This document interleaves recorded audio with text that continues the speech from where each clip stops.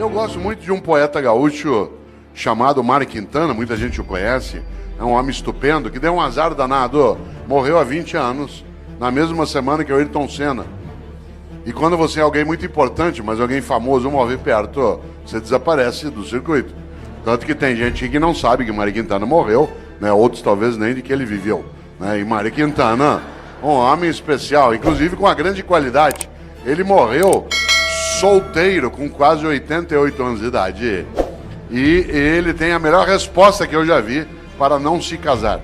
Todas as vezes que alguém perguntava a Mário Quintana, mas por que o senhor nunca se casou? Ele dizia, sempre preferi deixar dezenas de mulheres esperançosas do que uma só desiludida.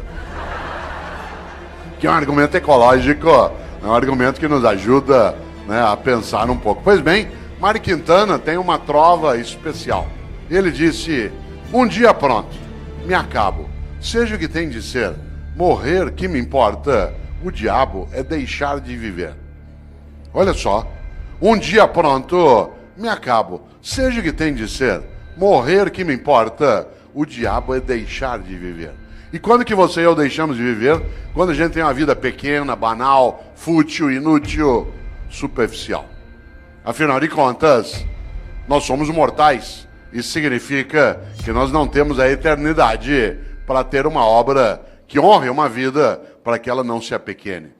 No livro Qual é a Tua Obra, aqui mencionado, que aliás dá título a esta palestra, eu menciono também, né, um autor britânico do século XIX chamado Benjamin Disraeli. Benjamin Disraeli foi inclusive o primeiro-ministro da Rainha Vitória. E Benjamin Disraeli diz o seguinte, a vida é muito curta para ser pequena. A vida é muito curta para ser pequena. Já basta que ela curta seja para que eu consiga apequená-la de algum modo. E quando a gente apequena uma vida que já é curta, quando a gente tem uma vida banal, fútil, inútil, superficial, morna. Interessante. Nós temos hoje aqui um grande grupo de homens e mulheres que no campo do município ou do estado atua na atividade pública, isto é servidor. É aquele ou aquela que tem uma capacidade imensa de fazer algo especial, ganhar a vida cuidando de vida. Você quer coisa mais honrosa do que ganhar a vida cuidando de vida, mas não da própria vida. Também da própria vida, mas do conjunto da vida numa comunidade, numa cidade, num estado. E nesta hora, quero lembrar algo. De fato, a vida é muito curta para ser pequena. Nós estamos quase terminando o mês de novembro. Esse mês teve, no dia 2, a lembrança por parte de uma parcela dos cristãos que criaram o seu dia de finados. O dia de finados tem uma finalidade, fazer com que você e eu nos lembremos de algo especial, que mortais somos. Aliás, você sabe que nós somos o único animal que é mortal. Porque embora todos os animais morram, nós somos o único que, além de morrer, sabe que vai morrer. Por exemplo, teu cachorro está dormindo sossegado agora. Teu gato está lá numa boa. Você, desde que eu falei, está pensando. Por isso nós não somos só mortais. Nós sabemos disso e o fazemos desse modo. Olha que coisa boa. Por isso eu queria lembrar exatamente nessa direção. O dia 2 de novembro, para alguns, lembra exatamente a ideia de finados. E é interessante porque este mês, curiosamente, ele é o penúltimo mês do ano. Mas ele nem sempre foi assim. Olha que coisa. Aliás, se o teu filho te perguntar, por que o mês de novembro é o mês 11? Por que o mês de dezembro é o mês 12? O que você vai responder? Talvez você não saiba, mas como lembrou o presidente, eu sei. Em compensação, tem muita coisa que você sabe e eu não sei. Muita coisa que você conhece eu não conheço. Sorte sua e sorte minha. Soubéssemos as mesmas coisas, nós íamos ficar nos repetindo. Ainda bem que você sabe uma coisa, eu sei outra, a gente troca e cresce. Vida é isso. É a capacidade de partilha. Parênteses, dentro do parênteses, partilha. Vida é partilha. Homens e mulheres que não sabem partilhar não têm uma vida que possa ser tão elevada. Afinal de contas, uma vida que tem abundância é aquela em que há partilha. Exemplo, nós nos aproximamos da lembrança do Natal para algumas pessoas. Uma mesa de Natal abundante não é aquela que tem muita comida, é aquela que tem partilha. Às vezes a única coisa que você tem sobre uma mesa de Natal é comida. E muita. E nenhuma partilha. Vida é partilha. Afinal de contas, é só lembrar algo decisivo. Vários de nós aqui, ou aqueles que nos assistem, quando mais jovens, tínhamos menos dinheiro, menos recurso financeiro. A sociedade brasileira era mais pobre do que ela é hoje. Vários dos nossos pais tiveram menos dinheiro do que nós. Vários dos nossos tínhamos menos recurso. O país ele foi elevando a nossa capacidade de renda. Claro que ainda longe daquilo que a gente deseja e merece, mas absolutamente superior ao que já tivemos há 40, 50 anos. Portanto, vou contar uma coisa que quem é jovem talvez não imagine. Vários de nós, quando mais jovens, a gente ia almoçar no domingo na casa de um irmão, do pai, da mãe, de um parente. Não tinha possibilidade de fazer um almoço se cada um não levasse alguma coisa. E aí vinha um milagre magnífico na vida. Cada um de nós levava um pouquinho. Mas na hora de ir embora, todo mundo levava mais do que tinha trazido. Esse é um milagre maravilhoso. Esse é um milagre da multiplicação. Olha que coisa. Cada um de nós levava só um pouquinho. Um frango, uma maionese, uma lasanha. Mas na hora de ir embora, depois que você juntava e todo mundo comia, sobrava. E cada um levava para casa mais do que tinha levado para o almoço. Nós temos essa condição em qualquer cidade, em qualquer comunidade, em qualquer família, no planeta. Claro. Nós só não o fazemos no dia a dia porque uma parcela ainda tem uma ética absolutamente individualista, exclusiva, malévola, deletéria, destrutiva, predatória. Aliás, alguns acham que a regra na vida é cada um por si, Deus por todos. Mahatma Gandhi nos alertou sobre isso. Ele disse um dia, olho por olho, uma hora acabamos todos sem enxergar. E essa é uma coisa séria. E aqui na sala, quem não enxerga sabe muito bem o impacto que tem, né? Que não enxerga com os olhos, né? Que enxerga com os ouvidos ou com os dedos. Sabe o impacto que isso tem, né, no nosso cotidiano. Por isso, cautela. A lógica do olho por olho, ela é arriscadíssima. E se a gente observa, nós temos uma coisa séria, né, que é a nossa incapacidade, às vezes, de pensar na nossa mortalidade. Por isso, volto. Por que o mês de novembro é o mês 11? Por que o mês de setembro é o mês 9? Talvez algumas pessoas não saibam, mas até o século I a.C., até o século I a.C., no mundo romano, o ano se iniciava em 1º de março. O ano se iniciava em 1º de março. O primeiro dia do ano era 1º de março. E o último era 28 de fevereiro. Por isso, quando o ano se iniciava em março, setembro era o mês 7. Outubro era o mês 8. Novembro era o mês 9. Foi Júlio César que alterou o calendário e colocou janeiro e fevereiro no início do ano, produzindo alguns distúrbios. Um deles que o segundo mês do ano passou a ser o mês mais curto. E antes ele era o último, servia para ajustar o calendário. O segundo distúrbio é que parte dos meses o nome perdeu o sentido. Novembro virou o mês 11. Olha quanta coisa inútil você não sabe.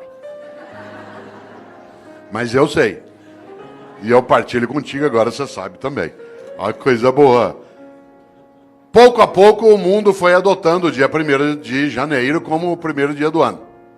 O único país do mundo em que o ano continua começando em março é o Brasil, né, que é um país clássico, né, um país clássico que não aceita essas modernidades de Júlio César. E para nós, não é março, ainda não começou. Né? Olha que coisa interessante. Eu, Cortella, no dia que eu me for, e eu me vou, e você também. Mas eu não quero ir. Eu quero ficar. Lamento. Só tem um jeito de ficar. Se você fizer falta. Eu tenho um livro chamado Viver em Paz para Morrer em Paz. E nesse livro eu faço uma pergunta na capa que eu queria fazer aqui agora. A pergunta é: se você não existisse, que falta faria? Não pense nisso numa sexta-noite após beber um pouco. Se você não existisse, que falta faria? Por exemplo, tem gente que faz uma falta imensa.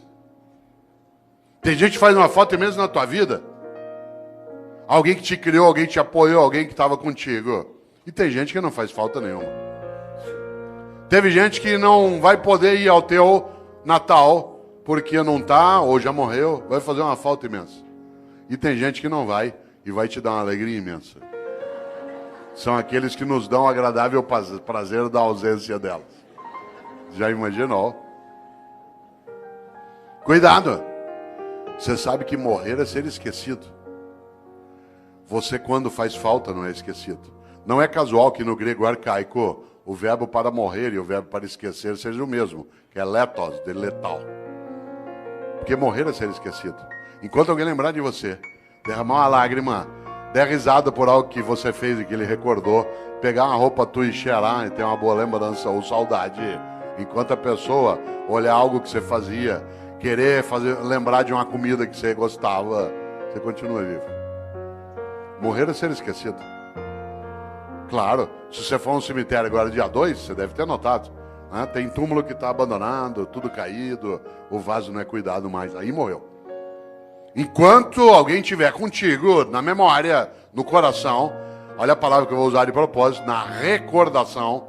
Recordar é fazer passar de novo pelo coração. Recordar, recordes. Você continua vivo. Interessante. Há pessoas que morrem em vida, porque são banais, fúteis, inúteis, e não fazem a menor falta. Tem gente que nos faz, repito, uma falta imensa. Só tem um jeito de fazer falta. Para fazer falta na vida, você tem que ser importante. Não confunda importante com famoso. Tem muita gente que é importante e não tem a menor fama, e tem muita gente que é absolutamente famosa e não tem a menor importância. Uma pessoa importante é aquela que faz falta. Por exemplo, enquanto nós estamos aqui agora, tem uma auxiliar de enfermagem no hospital da prefeitura do estado que está lá tirando as escaras de alguém que está em coma há 3 meses. A pessoa nem sabe que está sendo cuidada. Aquela pessoa é absolutamente importante, aquela enfermeira. Tem alguém que está ajudando a cuidar do abastecimento em Campinas, que está agora numa repartição, fazendo nota de empenho, para a gente poder ter reforma na escola, poder ter via pública estruturada. Tem alguém que está numa Câmara Municipal ajudando a preparar projetos. São pessoas absolutamente importantes, mas que não são de maneira alguma famosas. A fama passa. Eu, Cortella, às vezes eu sou famoso, depende da semana, do programa de televisão que eu participo. As pessoas passam a semana inteira, te vi na televisão, te vi na televisão. Eu estava agora em novembro, no programa da Fátima Bernardes, a semana inteira falaram, te vi na TV, vou estar lá agora dia 10 de novo, 10 de dezembro. Aí eu sei, semana inteirinha, te vi na Fátima, depois de uma semana, vai embora. Claro, a fama passa, a importância fica. Só tem um jeito de ficar, ser importante. E a importância você constrói onde você está. Na família, no governo, no legislativo, numa atividade de natureza privada, numa escola. Afinal de contas, uma pessoa importante é aquela que fica nos outros. Olha aqui para mim se você puder. Parênteses, por que eu disse olha para mim se você puder? Porque há pessoas entre nós que não enxergam com os olhos. E eu não posso dizer, olha aqui para mim. Porque isso significa que eu estou excluindo pessoas. Há pessoas que não ouvem com os ouvidos, elas ouvem com as mãos. E por isso eu não posso, no meu cotidiano, esquecer disso. E do contrário, eu acabo tendo uma obra que é parcial. Por isso, olha que interessante, volto a esse pedaço. O que é alguém que é importante? Olha para mim se você puder, é alguém que eu levo para dentro. O gesto que eu estou fazendo é da mão em direção ao peito. Que eu levo para dentro. Quando alguém te importa, porta para dentro, importar. Você se torna importante quando alguém te leva para dentro dela. Quanta gente é importante? Olha que coisa. Levou para dentro. Por isso, volto eu aqui a uma questão. Você que ainda tem um tempo de desespero até 11 horas. Qual é a tua obra? Quando você se for, e você se vai, e eu também, o que vai ficar? O que vai ficar que não estrague, não apodreça? E repito, não seja objeto de disputa odiosa. Isto é, o que você e eu fazemos que honra nossa própria existência?